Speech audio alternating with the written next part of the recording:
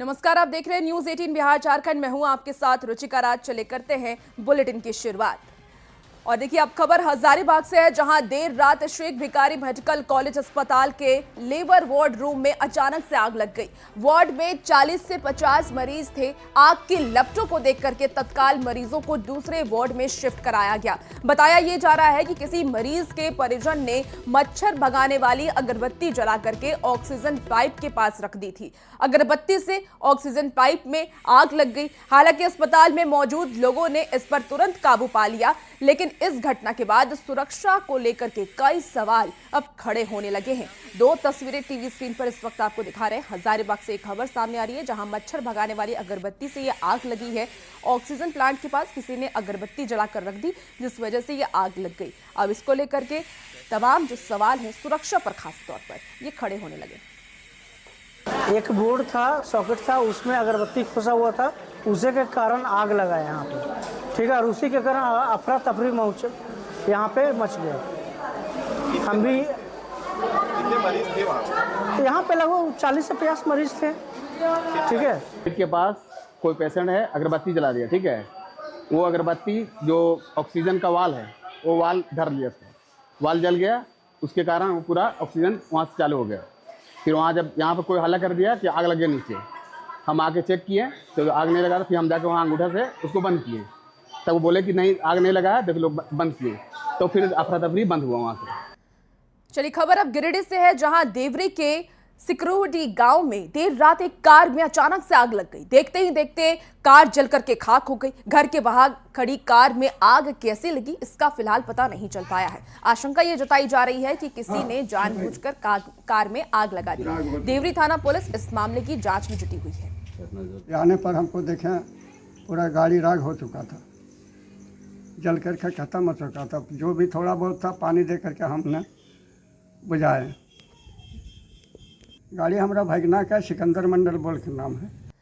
देखिए गिरिडीह में लगातार हो रही बारिश के कारण भू धसान की घटनाएं बढ़ती जा रही हैं। पेसरा बहियार में अचानक करीब 30 से 40 फीट गहरा गोफ बन गया, जिससे कि गांव वाले डरे हुए हैं। उनका कहना है कि गिरिडीह की ओर से जाने वाली ये मुख्य सड़क है, अगर समय रहते गोफ को नहीं भरा गया तो बड़ी घटना हो सकती है। इस इलाके में कोयले के अवैध खनन के कारण बरसात में भू धसान की घटनाएं अब बढ़ जाती हैं और इस घटना को लेकर के स्थानीय पुलिस और सीसीएल प्रबंधन को सूचना भी दे दी गई है।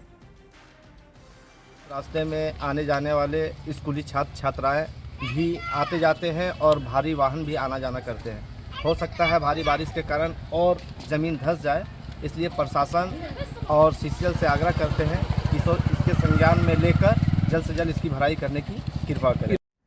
देखिए खबर अब जामताड़ा से है, जहां साइबर अपराधियों के खिलाफ अभियान में पुलिस को बड़ी सफलता हाथ लगी है। नारायणपुर के पलाश झाड़ी इलाके में पुलिस ने 4 साइबर अपराधियों को गिरफ्तार किया है, और जिसमें कैलाश मंडल, इसके साथ ही खरेंदा, रोहित मंडल और चंद्रमोहन मंडल शामिल हैं। कैलाश और खरेन को पुलिस ने लंबे समय से तलाशी थी और इन साइबर अपराधियों के पास से 1,11,000 रुपए भी बरामद हुए हैं। ये साइबर अपराधी बिहार, पश्चिम बंगाल और उड़ीसा के लोगों से पैसे ठगते थे।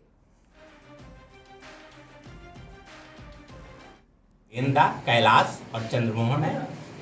इनके पास फर्जी mobile, SIM card, ATM card, नगद राशि 1,11,000 बरामद हुआ, जिसके आधार पर साइबर थाना अंकित कर इन्हें गिरफ्तार किया गया है।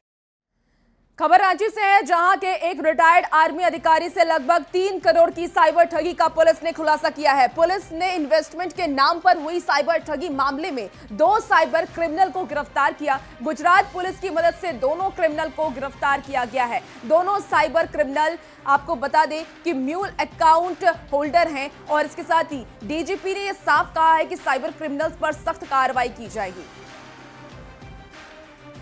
यहाँ पे 2.9 करोड़, लगभग 3 करोड़ की ठगी एक साइबर अपराध के द्वारा एक इन्वेस्टमेंट के नाम पर एक रिटायर्ड आर्मी के अधिकारी के साथ में हुई है। तो उसमें हम लोगों ने गुजरात भेज करके, अभी सुबह हमारी टीम पहुंची है, उसमें जो म्यूल अकाउंट के 2 जो होल्डर हैं उनको भी गिरफ्तार किया गुजरात पुलिस के माध्यम से, और दोनों को हम लोग लेकर के रांची आ रहे हैं।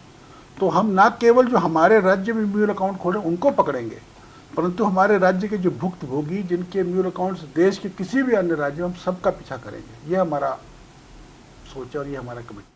और इसी बीच देखिए बड़ी खबर गुमला से है, जहां पुलिस ने हरिजन टोला से 2 ड्रग्स तस्करों को गिरफ्तार किया है। शहनवाज आलम और राजा प्रजापति के पास से 10 ग्राम ब्राउन शुगर बरामद हुआ है। पुलिस को सूचना ये मिली थी कि राजा प्रजापति के घर से ड्रग्स की बिक्री हो रही है और इसके बाद पुलिस ने छापेमारी कर राजा और उसके सहयोगी शहनवाज को गिरफ्तार किया। तस्करों ने यह भी बताया है कि वो गढ़वा से ब्राउन शुगर मंगवाकर गुमला में बेचते थे। पुलिस ने दोनों के खिलाफ NDPS एक्ट के तहत मामला दर्ज कर आरोपियों को जेल भेज दिया है।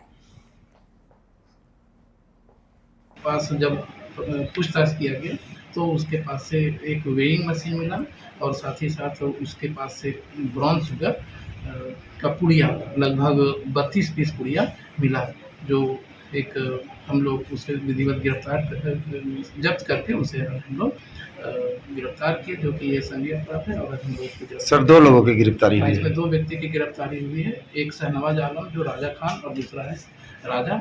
इसी बीच बड़ी खबर जमशेदपुर से है, जहां पुलिस ने जॉब स्कैम का खुलासा किया है। पुलिस को सूचना ये मिली थी कि गोविंदपुर और घाटशिला में ग्लेज इंडिया और राधा इंटरप्राइजेज नाम की कंपनी टाटा और दूसरे प्रतिष्ठानों में नौकरी दिलाने के नाम पर बुला रहे हैं।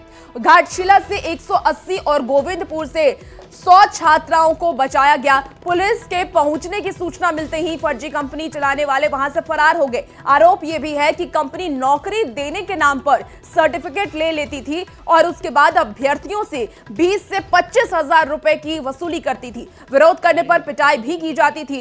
कई युवक युवती बंधक बना करके वहां पर काम करने को मजबूर थे। जानकारी मिलते पुलिस ने सभी को मुक्त कराया और आसपास के लोगों ने यह भी दावा किया है कि फर्जी कंपनी ने 500 से 1000 युवतियों को नौकरी देने के नाम पर बुलाया था। ज्यादा जानकारी के साथ आशीष इस वक्त सीधे हमारे साथ फोन लाइन पर जुड़ गए हैं। आशीष, ये बड़ा खुलासा पुलिस ने किया है, हालांकि 500 से 1000 युवतियों को नौकरी देने के नाम पर यहां पर बुलाया गया था, ये भी आरोप लग रहा है। फिलहाल पुलिस की तरफ से क्या कुछ कार्रवाई की जा रही है? जी, आपने सही कहा कि जमशेदपुर पुलिस में एक बड़ा जॉब स्कैम का जो है खुलासा हुआ है। कल देर रात स्थानीय लोगों की गुप्त सूचना मिली थी ग्रामीण एसपी को, तो इसके बाद जो है लगभग रात 2 बजे जो है ग्रामीण एसपी के नेतृत्व में डीएसपी और कई थाना प्रभारी जो है घाटशिला और गोविंदपुर थाना क्षेत्र में छापेमारी करते हैं और देर रात लगभग 300 से अधिक युवक और युवतियों को रेस्क्यू किया जाता है। और पूरा मामला जो है जमशेदपुर शहर में टाटा स्टील, टाटा हिटैची, तमाम बड़े बड़े कंपनियों में लोभन देकर नौकरी के नाम पर इन युवाओं को बिहार, उड़ीसा, बंगाल और उत्तर प्रदेश और पंजाब से लाया गया था नौकरी दिलाने के नाम पर, और इनसे 10,000 से लेकर 25,000 रुपए तक लिया भी गया था और 4 से 5 दिनों तक इन लोगों को कमरे में बंधक बना दिया गया था। हालांकि जब स्थानीय लोगों को इसकी सूचना मिली तो उन्होंने तत्काल पुलिस को सूचना दी और पुलिस ने तत्काल जो है देर रात 2 बजे करीबन ये छापेमारी की है, जिसमें 300 से अधिक युवक और युवतियों को बरामद किया गया घाटशिला और गोविंदपुर थाना क्षेत्र से। हालांकि फिलहाल अभी एक संचालक गिरफ्तार हो गया है, अन्य की गिरफ्तारी के लिए पुलिस जो है लगातार छापेमारी कर रही है। ये अब तक का जमशेदपुर शहर में सबसे बड़ी कार्रवाई मानी जा रही है। ठीक है, बिल्कुल आशीष, आप नजर बना के रखिए और अपडेट आपसे लेंगे। बहुत शुक्रिया जानकारी के लिए।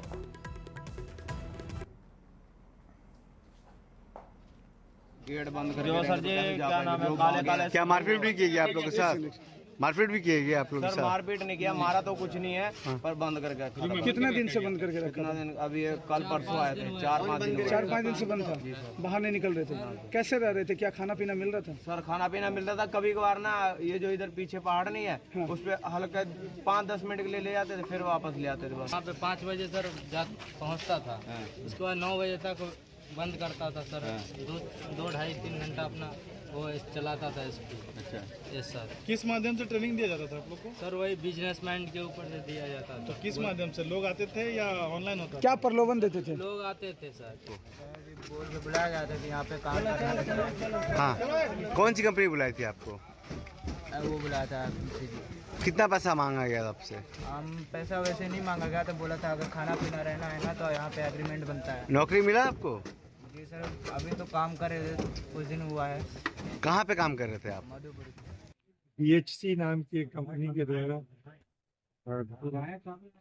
काफ़ी बड़ी संख्या में गरीब एवं कम पढ़े लिखे बच्चों से कुछ पैसे की उगाही करके उनको नेटवर्किंग की ट्रेनिंग देने और प्राइवेट कंपनियों में नौकरी नौकरी दिलाने के नाम पे उनसे पैसे लेकर ठगी का काम किया है। तो झारखंड में 1 सितंबर से नई शराब नीति लागू हो जाएगी और इसको लेकर के सरकार ने सारी तैयारी पूरी कर ली है। लॉटरी के माध्यम से दुकानों को आवंटित कर दिया गया है। उत्पाद एवं मद्य निषेध मंत्री ने यह भी बताया है कि नई शराब नीति से सरकार को भारी राजस्व मिलेगा। ये 24 सालों के इतिहास बदला है। 24 सालों में जो उत्पाद विभाग के प्रति लोगों का नजरिया था ना, वो नजरिया अब बदलने पर मजबूर किए हैं। फेयर डील हुआ है, पारदर्शी तरीके से हुआ है, 100% दुकानों को उठाव हुआ है, उसकी नीलामी हुई है, बंदोबस्ती हुई है और कहीं से कोई उंगली उठाने का प्रयास भी नहीं कर सकता। उंगली उठाने का तो बात छोड़ दी, इतनी पारदर्शी तरीके से हम उसको लॉटरी को किए हैं तो निश्चित तौर पर राज्य का राजस्व बढ़ेगा। देखिए, झारखंड विधानसभा के पूरक मॉनसून सत्र के तीसरे दिन सदन में अतिवृष्टि पर चर्चा हुई और चर्चा के बाद सीएम हेमंत सोरेन ने यह भी कहा कि राज्य के हालात पर उनकी नजर है। जिस जगह पर नुकसान हुआ है उसकी भरपाई सरकार करेगी और प्रभावित लोगों तक राहत पहुंचाई जाएगी। तो देखिए, विधानसभा का सत्र चल रहा है, मॉनसून सत्र चल रहा है और इस दौरान किसानों के मुद्दे को उठाया गया, जहां हेमंत सोरेन ने ये आश्वासन दिया है कि जहां भी नुकसान हुआ है उसकी भरपाई सरकार की तरफ से की जाएगी। बड़ी तेजी से अपना काम भी कर रहा है और अभी भी आप देख रहे हैं कि बारिश रुक नहीं रही और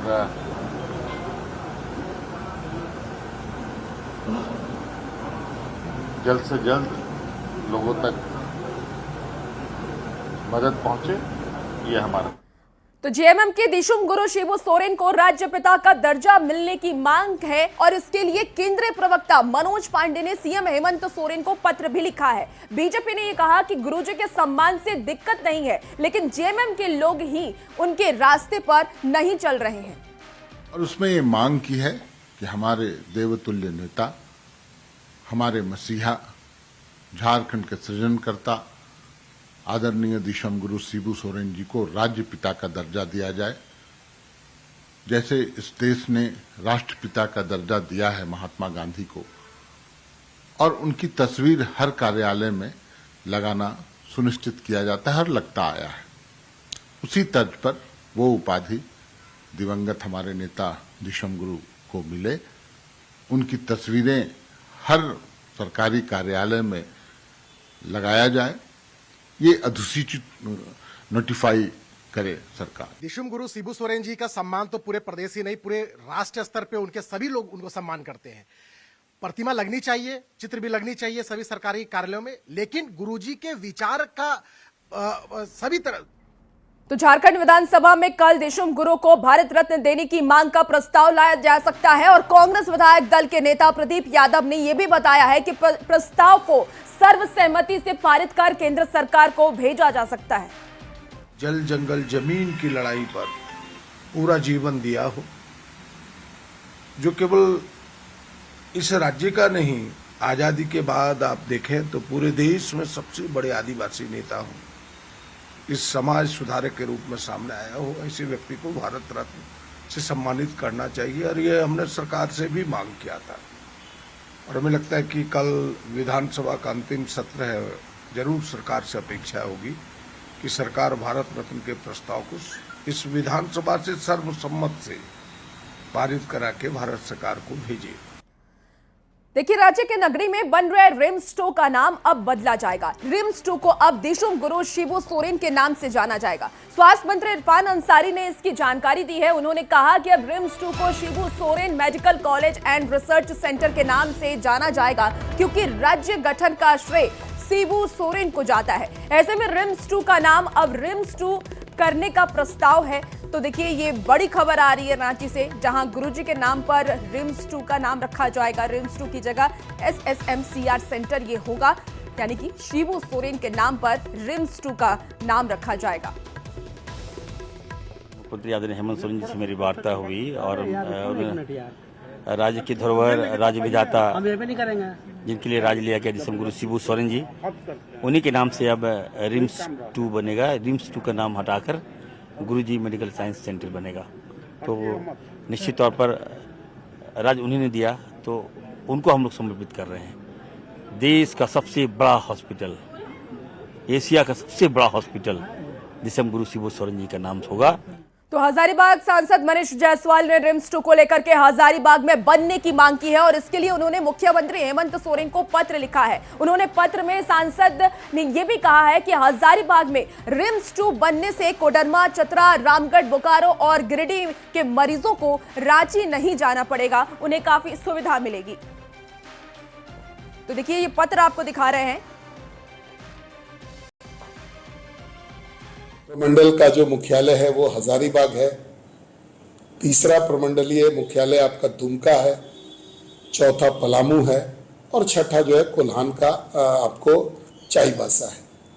तो इन सब प्रमंडलीय अगर हेडक्वार्टर्स पर अगर रिम्स का निर्माण होगा तो जो पेशेंट्स हैं उनको बड़ी मदद मिलेगी, उनको बहुत ज़्यादा यात्रा नहीं करना पड़ेगा। हजारीबाग ऐसे जगहों पर जीएम भूमि की कोई कमी नहीं है, तो यहाँ पर सरकार आए और अपने भूमि पर जीएम जमीन पर ही रिम्स 2 का निर्माण करे, इसी आशय से मैंने मुख्यमंत्री जी को पत्र लिखा है।